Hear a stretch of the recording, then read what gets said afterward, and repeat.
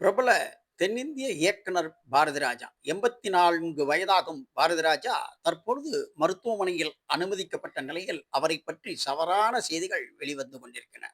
முதல் படம் 16 வயதிலே, ஆங்கில படத்திற்கு இணையாக சிவப்பு ரோஜாக்கள், கிழக்கே போகும் ரயிலில் ராதிகா அறிமுகம், ரஜினியை வைத்து கொடி பறக்குது, இப்படி ஏராளமான தமிழ் படங்களை இயக்கி பல்வேறு கிராமத்து பாணி படங்களை தென்னிந்திய திரையுலகில் அறிமுகப்படுத்தி பெரும் மாற்றத்தை ஏற்படுத்தியவர் கருத்தம்மா, கிழக்கு சீமையிலே போன்ற படங்கள் பெரும் பேரை பெற்று தந்து அவருக்கு பெரும் மாறுபட்ட கதையை கொண்ட நிறம் மாறாத பூக்கள் போன்ற படங்கள் ஏகப்பட்ட மரியாதையை பெற்று தந்ததே என்று சொல்லலாம். நிழல்கள் போன்ற படங்களும் அவர் சமூக கண்ணோட்டத்தில் தந்த படங்கள். இப்படி ஏராளமான படங்களை இயக்கி வந்த இயக்குனர் பாரதிராஜா காலமாகிவிட்டார் என்ற ஒரு தவறான செய்தி சமூக வலைதளங்களில் பரவி வந்த நிலையில் இதை மறுத்துள்ளார் சுரேஷ் காமாட்சி.